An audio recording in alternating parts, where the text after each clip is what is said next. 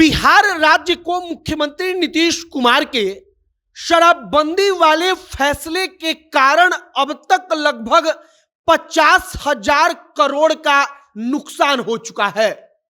और 50,000 करोड़ का नुकसान हम किस आधार पर कह रहे हैं, तो दिसंबर 2022 में कई सारे रिपोर्टों के हवाले से दावा किया गया कि जो अनुमानित नुकसान है बिहार सरकार का वो 40,000 करोड़ रुपया हो चुका है केवल शराब बंद करने के कारण। और अब दिसंबर 2022 के बाद भी अब कुछ वक्त बीत चुका है, तो मानिए कि लगभग 50,000 करोड़ का नुकसान बिहार सरकार को हुआ है, मतलब कि बिहार राज्य को हुआ है। अब एक बात और समझिए, सुप्रीम कोर्ट से लेकर हाई कोर्ट तक नीतीश कुमार के शराबबंदी फैसले को कहा जा चुका है उसके तरफ से कि यह फैसला ठीक नहीं है, दूरदृष्टि वाला फैसला नहीं है, फैसला लेते वक्त गलत डिसीजन लिया गया और इसके कारण आज अदालत जूझ रहा है। अब शराबबंदी के कारण सरकार को नुकसान, अदालत बार बार सरकार को बोल चुका है, इन सबको किनारे रखिए। अनुमान लगाया जाता है कि हर साल 10,000 करोड़ रुपए का काला धन पैदा हो रहा है। वह धन माफिया के पास से नेताओं के पास पहुंच रहा है और किसी भी राज्य के कमाई का सबसे बड़ा हिस्सा आता है पेट्रोल डीजल के टैक्स से और शराब पर मिलने वाले टैक्स से। लेकिन बिहार का दुर्भाग्य देखिए कि शराब मिल तो रहा है लेकिन सरकार को कई हजार करोड़ रुपए का हर साल नुकसान भी हो रहा है, क्योंकि शराब लीगल तरीके से नहीं बल्कि पिछले दरवाजे से माफिया बेच रहे हैं। आगे आपको हम सब कुछ बताएंगे कि सुप्रीम कोर्ट से लेकर हाई कोर्ट तक ने समझाया, बिहार सरकार को टोका, लेकिन नीतीश कुमार ने कुछ नहीं किया। आगे बातचीत करने से पहले हमारा परिचय।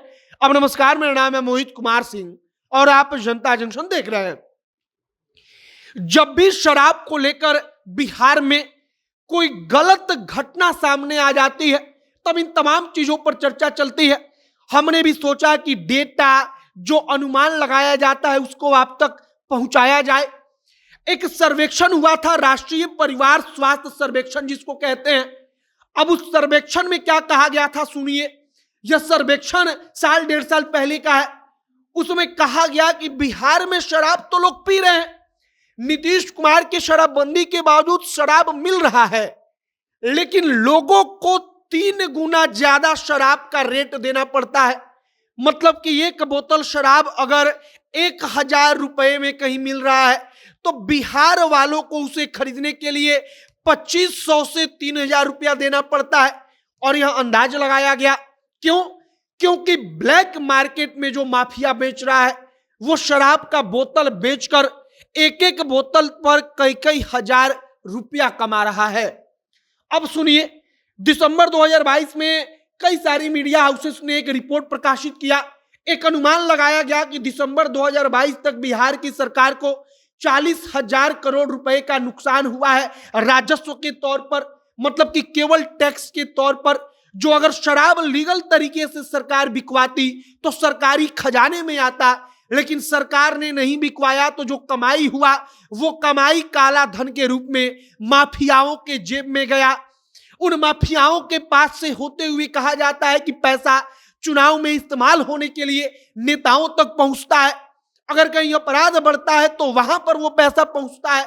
और इन तमाम चीजों को लेकर तेजस्वी यादव कई दफा सवाल उठा चुके हैं विपक्ष में रहते हुए, लेकिन अब चूंकि सत्ता में है तो वो नीतीश कुमार के डर के मारे चुप हैं।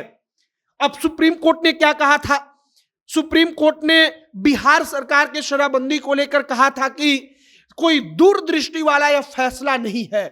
मतलब सुप्रीम कोर्ट ने स्पष्ट कह दिया, सर्वोच्च न्यायालय ने, कि यह फैसला बिल्कुल गलत है क्योंकि यह सफल हो ही नहीं सकता।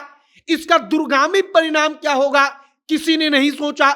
अब इसके बाद वही सुप्रीम कोर्ट एक बार और कहता है कि आखिरकार बिहार सरकार का जो फैसला है वो फैसला अदालतों का दम घोट रहा है, बोझ बन चुका है अदालत के ऊपर, क्योंकि शराबबंदी से जुड़ा इतना केस आता है, इतने मामले आते हैं कि उसकी सुनवाई में हाई कोर्ट का पसीना छूट चुका है। अब हाई कोर्ट ने क्या कहा था? पटना हाई कोर्ट ने इस पर टिप्पणी करते हुए कहा था कि शराबबंदी फेल है।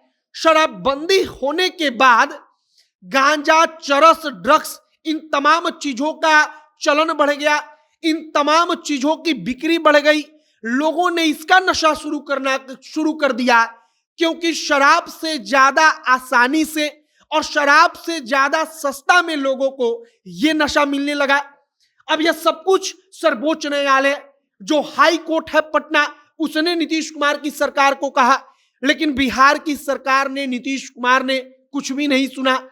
और अब शराबबंदी के बारे में हमने आपको बताया कि दिसंबर 2022 तक अनुमान लगाया गया कि बिहार की सरकार को 40,000 करोड़ का नुकसान, जो अपने आप में इतना बड़ा है कि शायद बिहार सरकार के कई विभागों के, कई मंत्रालयों के बजट के कई गुना है।